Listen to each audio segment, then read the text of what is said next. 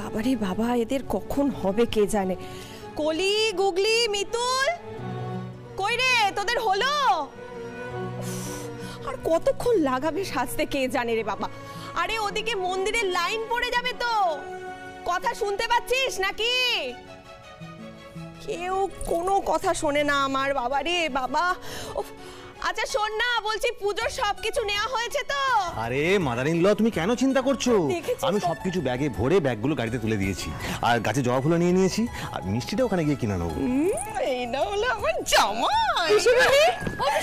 বলছি পুজোর সবকিছু দেখে নিয়েছো তো গো? আমি তো হাতে কিছুই করতে পারলাম না তোমার সঙ্গে। মিতুল, তোমাকে তো চিন্তা করতে হবে না, আমরা সবকিছু গুছিয়ে নিয়েছি। তুমি ওষুধগুলো নিয়েছো তো? হ্যাঁ ওষুধগুলোই তো নিতে ভুলে গেলাম। দাও দাও, আমি এক্ষুনি দেখছি। ইন্দ্রবাবু, এই তো বলছি ওষুধগুলোই তো নিতে ভুলে গেছি, দেখেছো? আমি যেটা মনে না করে দেবো।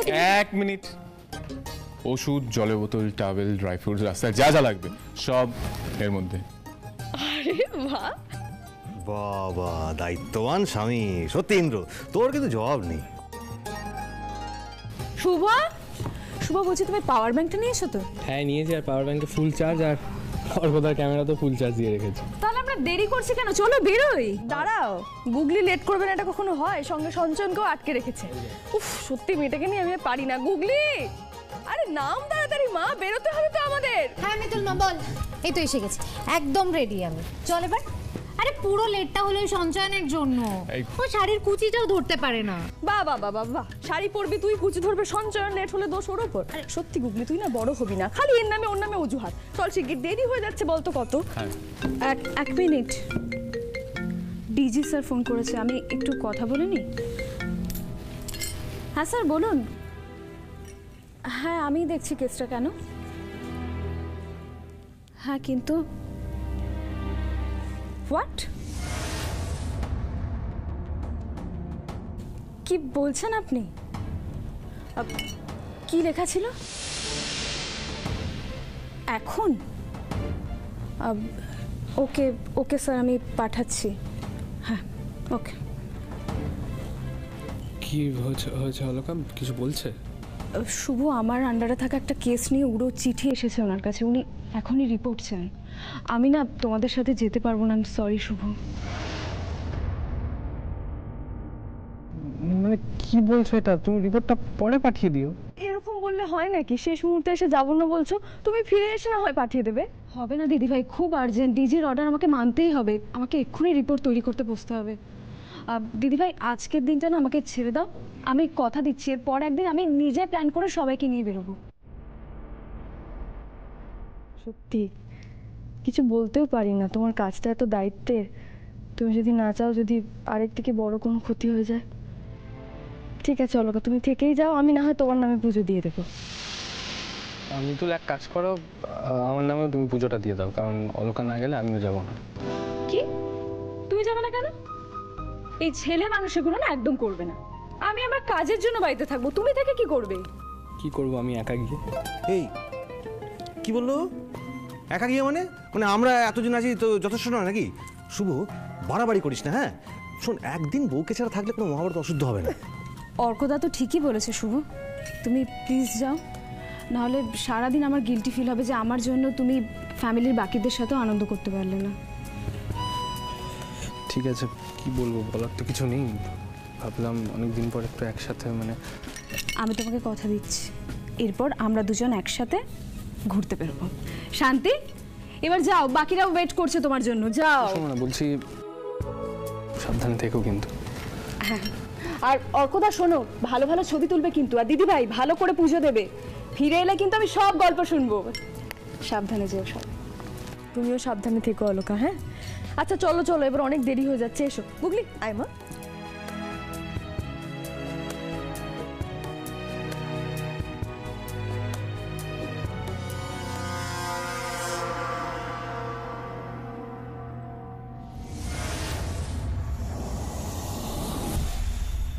আজকে সব ঝামেলা হতো না, দিব্যি একটা দিন বাড়ির সবার সাথে ঘুরে আসতে পারতাম। এখন বসে বসে রিপোর্ট তৈরি করো।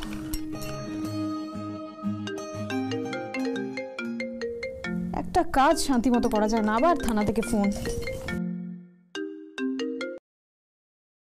হ্যাঁ বলুন।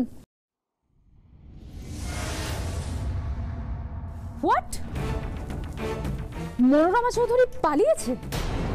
কখন, কি করে হলো?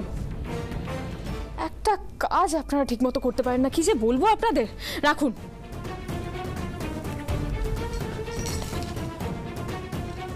সর্বনাশ, ওই খুনে মহিলা এখন বাইরে করছে। তার মানে ও তো পাগল কুকুরের মতো রিভেঞ্জ নেওয়ার জন্য সবার পেছনে পড়ে থাকবে। না না, এক্ষুনি সবাইকে সাবধান করতে হবে। এখনই সবার বাইরে বেরোনোটা ঠিক হবে না। দিদি ভাই, দিদি ভাই,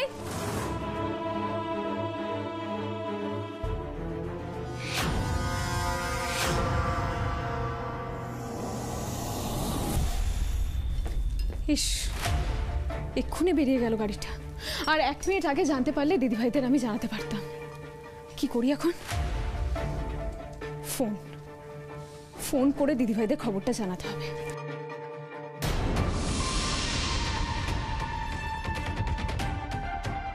ফোনটা কোথায় গেল? থানা থেকে খবর আসার পর তো ফোনটা আমি এখানেই রেখে গেছিলাম। তাহলে বাড়িতে তো কেউ নেই যার ফোন থেকে ফোন করে দিদিভাইতে জানাবো। আর এদিকে ডিজির রিপোর্ট, আমাকে এক্ষুনি থানায় যেতে হবে একবার। কি যে করি, মাথা কাজ করছে না। Cool down. আমাকে এক্ষুনি একবার থানায় যেতে হবে, তারপর ওখান থেকে রিপোর্ট, ফোন কল সব কিছু করা যাবে।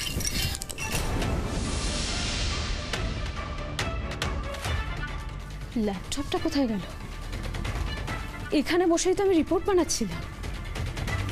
প্রথমে ফোন, তারপর ল্যাপটপ।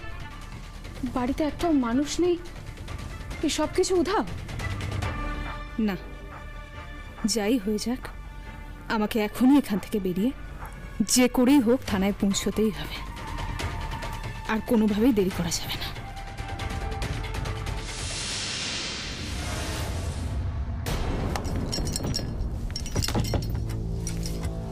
এ কি, দরজা বন্ধ হলো কিভাবে? আমি তো এক্ষুনি দিদিভাইদের ডাকতে বাইরে গেছিলাম। প্রথমে ফোন খুঁজে পাচ্ছি না, তারপর ল্যাপটপ উধাও, এখন আবার দরজা বাইরে থেকে বন্ধ। কি হচ্ছে ভগবান জানে। আমাকে এখানে এভাবে আটকে কার কি লাভ হবে?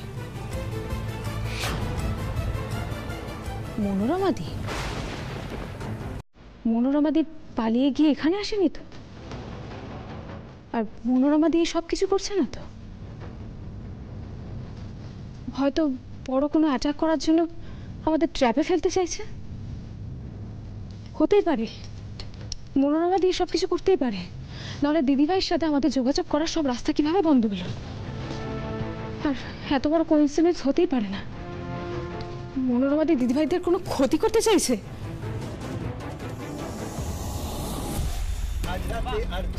শুনতে যাবো না, যাবো না, যাবো।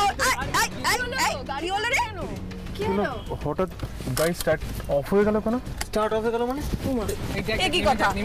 দেখো মিতুল, চল তো। এই শুভ হয় তো? হ্যাঁ, এই যাচ্ছে। রাত বিরেতে আবার যে হয় না, ভালো লাগে না।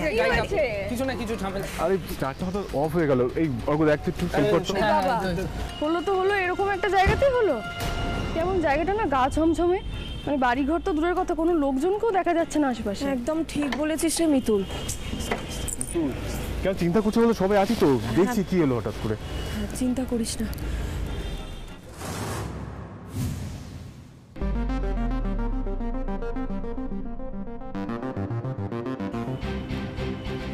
কিরে, আর কতক্ষণ? কি গো হলো? কিছু বুঝলে? বুঝতে পারছি না তো, দাঁড়াও দেখছি।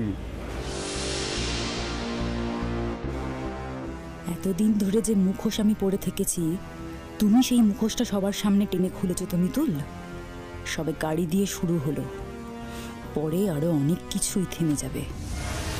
এবার দেখবে তোমরা, মুখোশ খোলা মনোরমা আরো কত সাংঘাতিক হতে পারে।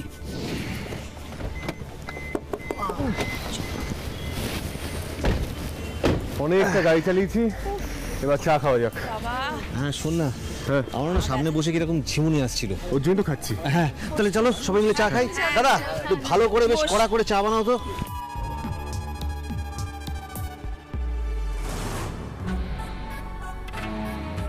কি করতে হবে বুঝতে পেরেছো তো? ওরা যেন বেশি দূর যেতে না পারে।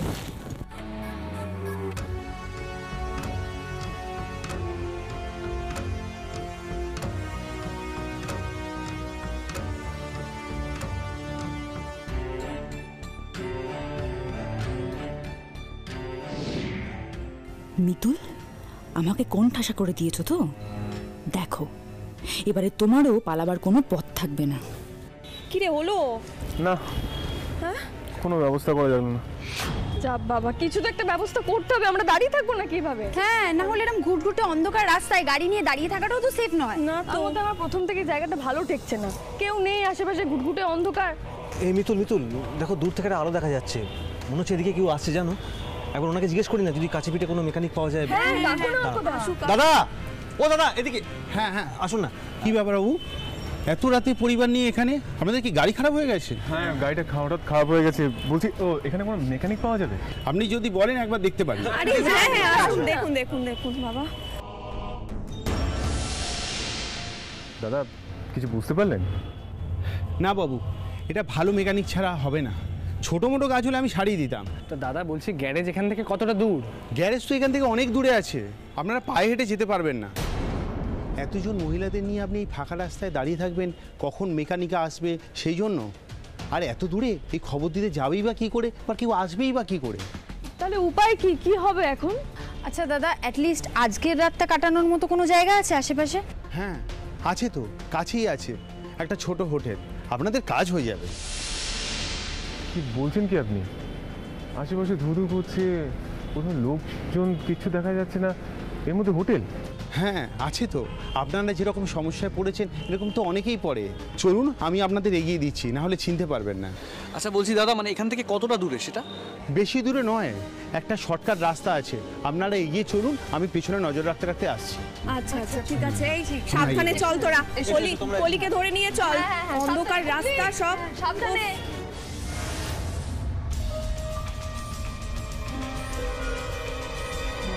কি হলো দাদা, পিছিয়ে বললেন কেন? এই তো আসছি, আপনারা চলুন, আসছি আসছি। আজ রাতটা আপনার কোনো চিন্তা না করে এখানেই থেকে যান, ওইদিকে আপনার গাড়ির কিছু হবে না। আরে ওই বিশু, মালতী, তোরা এদিকে আয়, কাস্টমার এসেছে। বাবা, এরকম শুনশান জায়গায় আবার হোটেল খোলা? হ্যাঁ, তো আবার এত রাতে? এখানে কেউ থাকে নাকি শুধু আমরাই? হোটেল তো আগে ছিল, পুরো হোটেল ছিল। আপনারা দাঁড়ান, আমি ডেকে নিয়ে আসছি। আরে ওই বিশু, এটা একটা হোটেল নাকি? কারেন্ট নেই, মোমবাতির আলো, এখানে সারা রাত থাকবো কি করে? আচ্ছা ঠিক আছে করি দিদি, একটা রাত কাটানো নিয়ে তো কথা, ছাড়ো না। না, আমার কথা শোনো, এখান থেকে সবাই বেরোতো, আমি বাইরে কোনো ব্যবস্থা করবো। চলো। কারণ বাবু, এত রাতে কোথায় যাবেন? এখানে আশেপাশে তো কোনো থাকার ব্যবস্থা নেই। আমি বলছি কি, সঙ্গে মহিলারা রয়েছে, এখানেই থেকে যান। না না, গ্রামের কোনো বাড়িতে গিয়ে ব্যবস্থা করে নেবো। আপনি বুঝতে পারছেন, আমরা এখানে থাকতে পারবো না। ইন্দ্রবাবু, আমার কথাটা শোনো, তুমি যেখানে যাবে এরকমই অবস্থা পাবে, এর থেকে ভালো কিছু পাবে না। আর একটা রাত কাটানো নিয়ে তো কথা, সকালে গাড়ি ঠিক হলো তো আমরা এমনিতেই চলে যাবো এখান থেকে। কেন এরকম করছো বলো তো? হ্যাঁ, মিতুল তো একদম ঠিক কথাই বলছে। আরে বাবা ইন্দ্র, কেন এরকম করছিস বলতো? একটা রাত আমরা অ্যাডজাস্ট করে নেবো। শোন না, কিরকম একটা থ্রিলিং পরিবেশ আছে না? আজকে আমরা সারা রাত একসঙ্গে বসে গানের লড়াই খেলবো, কেমন? কথা বলেছি। ও ইন্দ্র, আর জেদ করিস না বাবা, চল অন্তত ঘরে গিয়ে একটু বসি। উফ, আমার না এতটা রাস্তা হাঁটতে হাঁটতে কোমর ধরে গেছে একেবারে, আমি আর পারছি না। হ্যাঁ হ্যাঁ ম্যাডাম, আপনারা সোজা যান, বাদিকেই ঘর আছে, আপনারা ওইখানে গিয়ে বসুন। আচ্ছা আচ্ছা, চলো চলো চলো, আয় আয় তোরা আয়, তাড়াতাড়ি আয় রে বাবা। উফ, আর ভালো লাগছে না। কি গো, চলো। ও আরেকটা কথা, আপনারা রাতে কিছু খাবেন তো? তাহলে এখনই বলে দিন। মানে এখানে খাবার ব্যবস্থা আছে? হ্যাঁ আছে তো, এখানে রান্নার লোক তো আছে। আমি ওকে ডেকে নিয়ে আসছি, আপনি কি খাবেন বলে দেবেন, ও বানিয়ে দেবে। আচ্ছা আচ্ছা, বেশ বেশ, তাহলে তো খুবই ভালো হয়। আমি ডেকে নিয়ে আসছি। শোনো না, তাহলে তুমি যাও, ভেতরে যাও, আমি অর্ডারটা দিয়ে তারপর আসছি। একদম সত্যি বুঝতে পারছি না এখানে কি খাওয়ার অর্ডার দেবে বলো তো, আর হাইজিন মেনটেন করবে কিনা সেটাও তো বুঝতে পারছি না। আচ্ছা, বিপদের সময় যা পাচ্ছি তাই ভালো, তুমি চিন্তা করো না, আমি দেখে বুঝে তারপর অর্ডার দেবো, ঠিক আছে? যাও যাও, ভেতরে যাও যাও।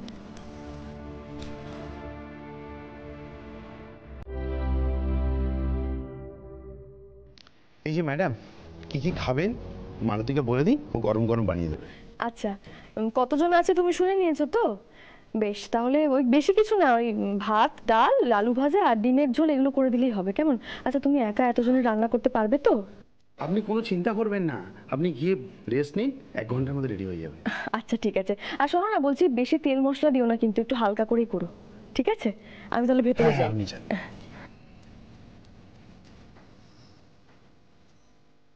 বলছি ম্যাডাম, ওরা তো উপরে চলে গেছে, কি করবেন এবার?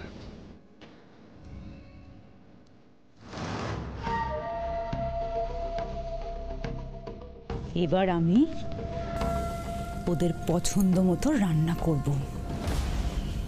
জন্মের খাওয়া খাওয়াবো ওদের। উফ বাবা, চারিদিকটা কেমন ঘুটঘুটে অন্ধকার, তার মধ্যে স্যাঁতস্যাঁতে অতিথিশালা। ইস, তার মধ্যে আজকে যা গরম পড়েছে, কে বলবে আজকে অঘ্রাণ মাস। আমার কোমরটা খুব ব্যথা করছে, আমি একটু শুয়ে পড়ো। হ্যাঁ হ্যাঁ, শুয়ে পড়ো তুমি। ঘরটা কিরকম গুমোট হয়ে রয়েছে না, জানলা দরজা বোধহয় খোলেও না কেউ। আরে মিতুল মা, এরকম হানা বাড়িতে কেই বা আসবে যে জানলা দরজা খোলা হবে? আমার মনে হয় না এই চারপাশটা বন্ধ, তো জন্য সাফোকেশন হচ্ছে।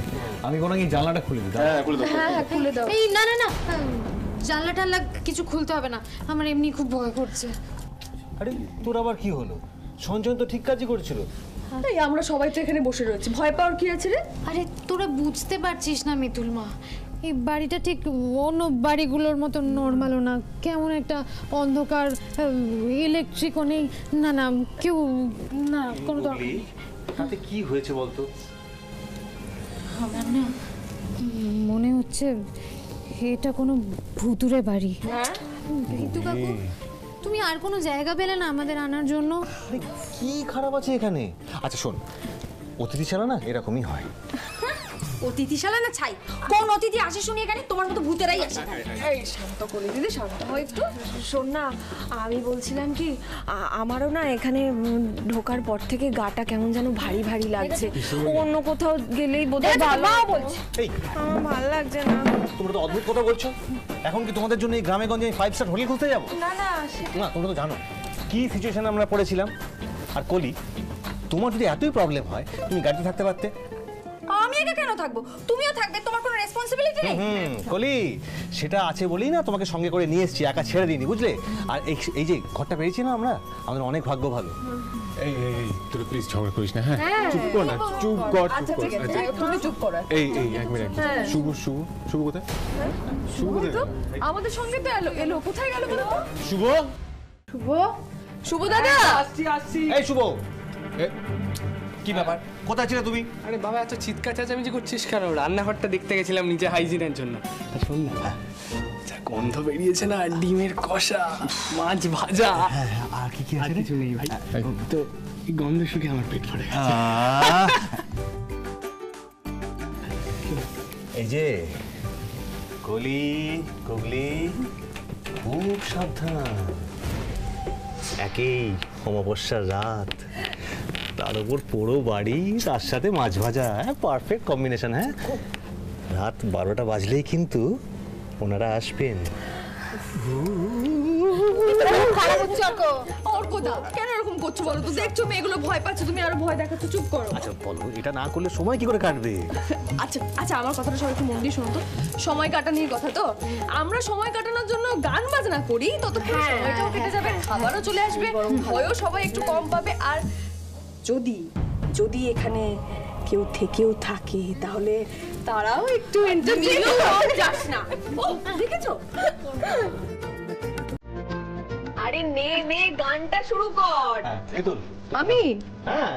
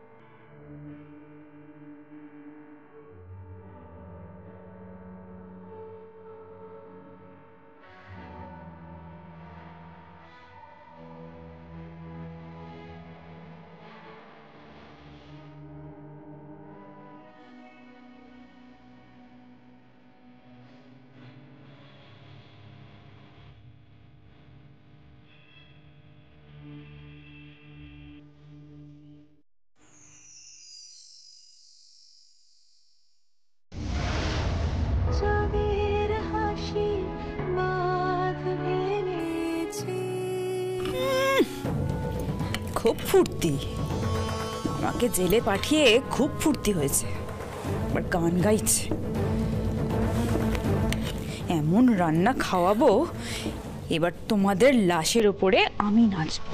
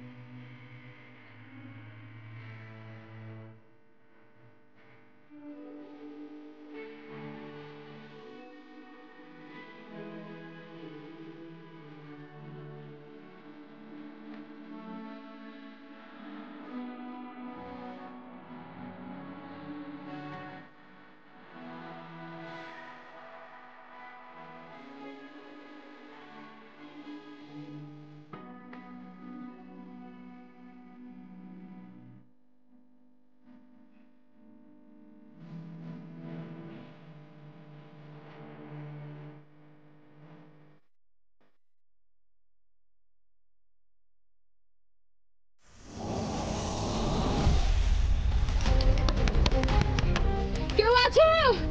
হেল্প! কি করি আমি এখন? আমার সব রাস্তাই তো বন্ধ।